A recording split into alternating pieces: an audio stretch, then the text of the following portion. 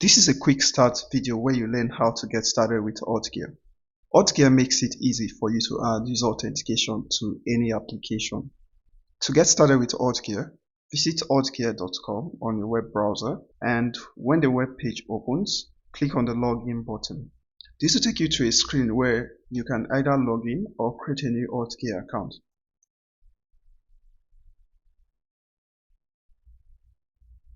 I'm going to enter my password to log into my existing Authgear account.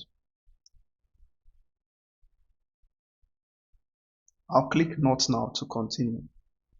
On successful login, I'll be greeted with a screen where I can select my Authgear project. I can either select an existing project or create a new project. Authgear projects act like containers that separate your settings and users. For example, if you create two projects, one for an e-commerce business and another for a sports club, these two projects will be isolated. That is, the users and settings on the e-commerce project are isolated from the users and settings on the sports club project. Now to continue, I would select this existing project. Now I'm in the Authgear portal page for my project. On this page, you can see all the features and settings available for your project. The first thing we are going to do is to try out the login and sign up page that normal users for your application will see. To do that, click on the Get Started section and then click on Try It Now. This will take you to the default authentication UI. From this UI, your users can either sign up or log in. Let's try signing up a user. After imputing the user's email address, I need to set a password for the new account.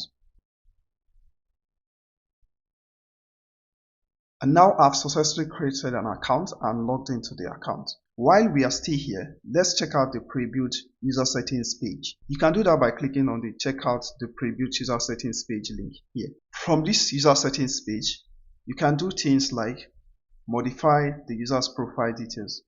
For example, click on the more link here and you see a screen where you can set the user's profile picture, their name, or update their email address, set phone number, username, and so on.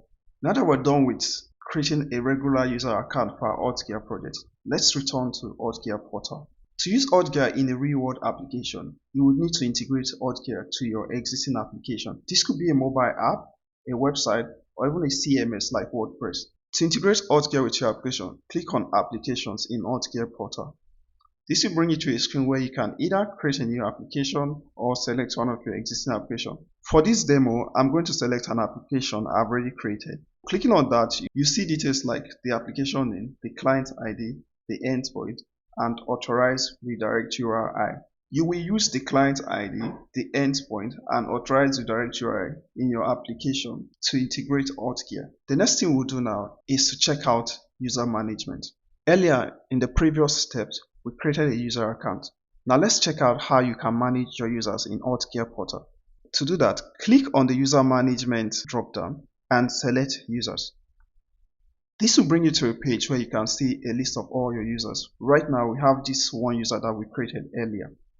You can click on the user's ID to view their full details.